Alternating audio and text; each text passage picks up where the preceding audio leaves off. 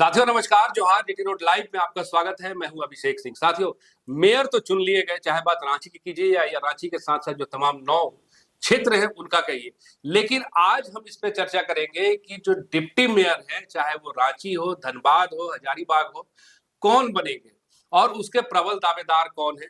आपको हम बता दें कि जीटी रोड लाइव पे हमने लगातार इस विषय पे चर्चा की थी और उसके साथ ही साथ किस तरह से विश्लेषण में हमने ये बात भी कहा था कि रोशनी खलको का जो पलड़ा है वो शुरू से भारी रहा है।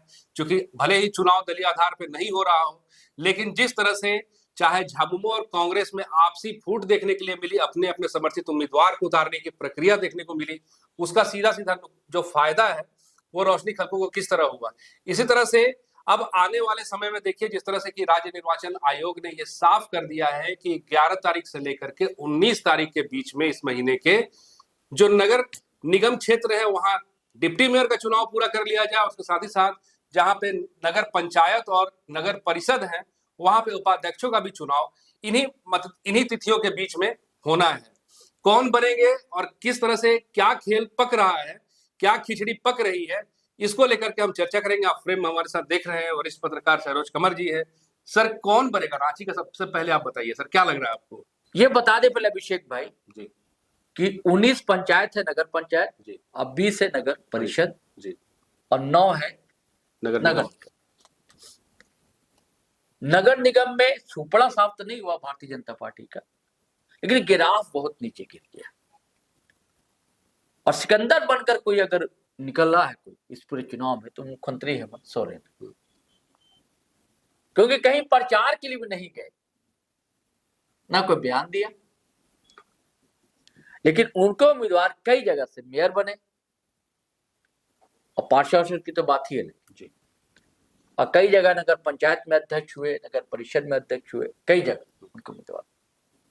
कई तरह की शिकायतें भी मिली, आरोप भी लगे। आप अभी चर्चा कर रहे थे कि कितना फॉल्स वोटिंग, 26,501 वोट जो है वो मतलब रद्द माने। वो इसलिए ऐसा हुआ अभिषेक भाई कि इतने सालों के बाद जनता बैलेट से वोट करने जा रही थी और उसमें नई नस्ल जो नई पीढ़ी वो थी। पुराने लोग को पता है कि बैलेट से कैसे वोटिंग होती थी, अब नई नस्ल को तो पता ही नहीं है ना।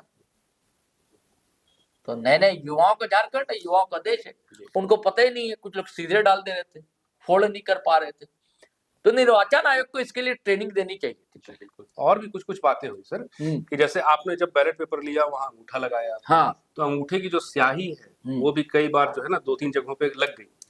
तो वो भी एक कंफ्यूजन तैयार हो गया। अंगूठा लगाना भी नहीं था ना। नहीं, अंगूठा जब आप बैलेट पेपर ले रहे हैं सर, आपने साइन किया या अंगूठा लगाया, कुछ लोगों ने अंगूठा लगाया वहां, तो स्याही जो है वो तो लगी रहेगी सर। फिर आपके बैलेट पे एक जगह वो लग गया, एक जगह मोहर हो गया, ये कंफ्यूजन जो है वो रह गया जी। जबकि मोहर लगाने थे ना जी। मैं बता रहा हूँ कि अभी आप डिप्टी मेयर की बात कर रहे हैं, सौमित मांझी, डॉक्टर महुआ मांझी जो राज्यसभा सांसद है जी, उनके बेटे हैं। तो 4-5 साल से तैयारी थी डिप्टी मेयर की, चुनाव ही हार गया। तो खैर, तो उनकी भी शिकायत है कि भाई 150 से ज्यादा ही हमारे बूथ पर लोगों ने ठप्पा लगा दिया था, जिससे वो बैलेट पे कार हो गया, काउंटिंग ही नहीं हुई वो तो। और ऐसी शिकायतें कई जगह मिली। और ये भी बिल्कुल आपने सही कहा कि हम लोग लगातार कह रहे थे कि रोशनी खलको का पलड़ा भारी है, क्योंकि वोट का डिवीजन है जी। अब बात करते हैं कि भैया बनेगा तो कौन बनेगा डिप्टी मेयर, है ना। हम लोग बात करते हैं रांची की। भारतीय जनता पार्टी के कई जगह भले मेयर नहीं बना हो, लेकिन रांची में पलड़ा उसका भारी है, मेयर तो बन ही गया। और कई जगह पार्षद भी जो बने हैं ना भाजपा समर्थित है जी। ऐसा लगभग सर 2 दर्जन से ज्यादा 24-25 मतलब पार्षद ऐसे हैं जी। तो ऐसे देखिएगा तो सीधे सीधे पलड़ा उनका भारी है। लेकिन अगर इंडिया अलायंस समर्थित लोग अगर एकजुट हो जाए और कुछ लोग को फोड़ ले, तब की बात अलग है कि इंडिया अलायंस के कुछ लोग हो सकते हैं। लेकिन इंडिया अलायंस एकजुट रहेगा क्या? मेयर चुनाव में तो एकजुट दिखा नहीं। अभी देखिए ना, अभी जेएमएम ने अभी ऐलान भी नहीं किया है, लेकिन जो राजेश गुप्ता है, जिनकी बहन जो है जीती है वार्ड 18 से, जिन्होंने सौमित मांझी को हराया है, आशा देवी, वो लगातार तीसरी बार या चौथी बार जीती, तीसरी बार। तो उन्होंने दावा ठोक दिया कि भाई हमारी दीदी होनी चाहिए इतनी सीनियर, और उधर एक परमजीत जीते हैं वार्ड 44 से, सरदार जी हैं, उन्होंने दावा ठोक दिया है, पहली बार आने के वो पार्षद बने हैं। वार्ड 16 है ना, 16 से जीते हैं सलाउद्दीन संजू, 17 से उनकी पत्नी सलाउद्दीन संजू के समर्थक भी दावा ठोक रहे हैं। इधर वार्ड 22 से जीते हैं मोहम्मद असलम, ये भी चौथा टर्म है इनका, ये बीच में एक बार इनकी पत्नी बनी थी, तो ये भी दावा ठोक रहे हैं।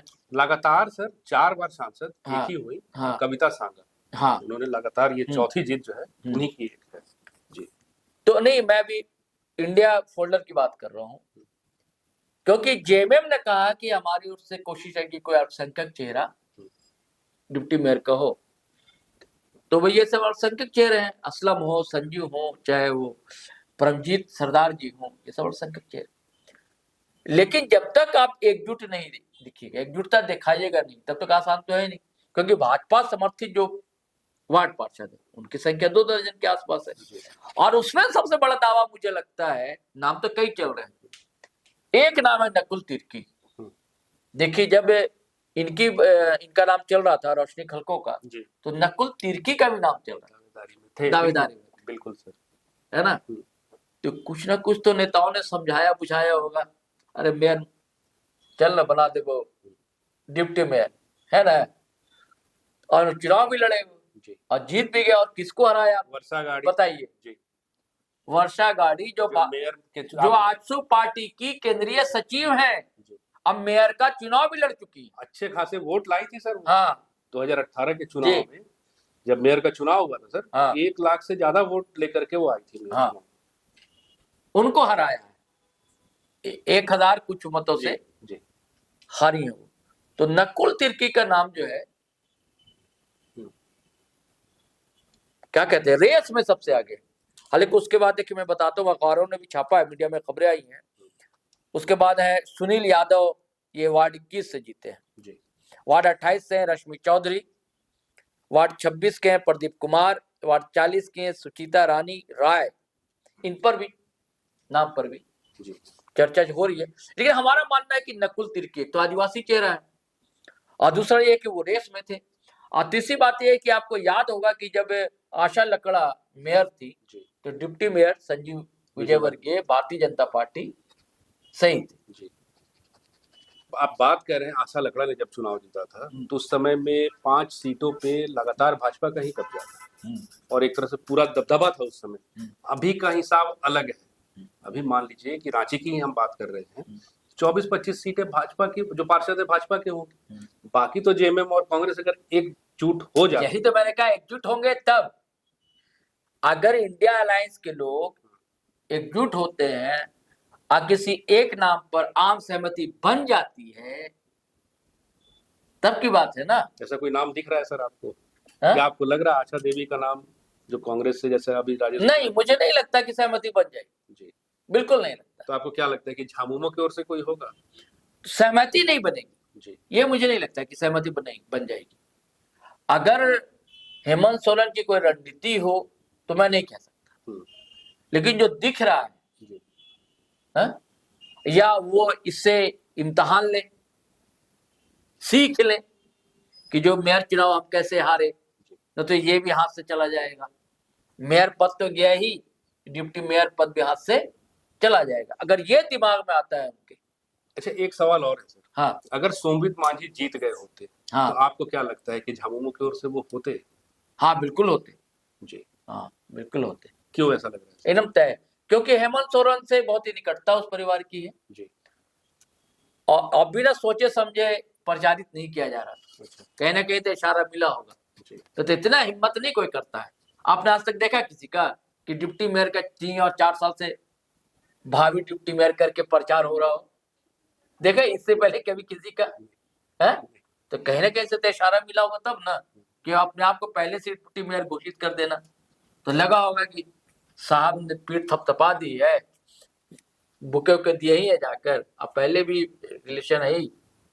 तो आपको ऐसा नहीं लगता है कि जिस तरह से यहाँ ये मामला था, ऐसे ही अगर हेमंत सोरेन की कोई पसंद हो तो उस पर आम सहमति बन सकती है गठबंधन? अगर वो चाहेंगे तो, मैंने कहा ना, अगर वो चाहेंगे उनकी रणनीति कोई होगी, वो अगर चाहेंगे तो हो सकता है, उनके ऊपर है। वो चाहेंगे तो ये दबदबा तो अभी है भैया, हेमंत है तो हिम्मत है ना, दबदबा तो है। और इस निकाय चुनाव में तो बता दिया बोला ना कि एक ही सिकंदर बनकर निकला, जो गांव की पार्टी कही जाती थी शहर में भी कब्जा कर लिया। ये बात अलग है, अभी भी देखिए ना कि पहले आतिश साहू कहाँ कहाँ के लोगों को जो भाजपा समर्थित नहीं थे लेकिन भाजपा से जुड़े थे, टिकट तो समर्थन तो दिया नहीं था, जीते तो बधाई दे रहे थे। अर्जुन मुंडा ने भी बधाई दे दी। संजीव सिंह जो मेयर जीते धनबाद के, है ना, उसको समर्थन दे दिया है। तो साथियों, सुना आपने, हमने एक विश्लेषण की, एक कोशिश की उन तमाम नामों पे चर्चा करने की जो इस नगर निकाय चुनाव में डिप्टी मेयर के मजबूत उम्मीदवार हो सकते हैं या जिनकी दावेदारी लगभग तय हो सकती है। साथियों, इसमें आपसे भी यही आग्रह है कि कमेंट में हमें जरूर बताइए कि आपको क्या लगता है कि कौन जो है वो नगर निकाय के चुनाव में या फिर डिप्टी मेयर के बराबर के हकदार है। आज के लिए साथियों बस इतना ही। जाते जाते आपसे आग्रह है कि अगर आपने हमारे चैनल को सब्सक्राइब नहीं किया तो जरूर कर लीजिए, हमारे वीडियो को लाइक शेयर और कमेंट जरूर कीजिए। आज्ञा दीजिए, नमस्कार, जय हिंद, जय भारत।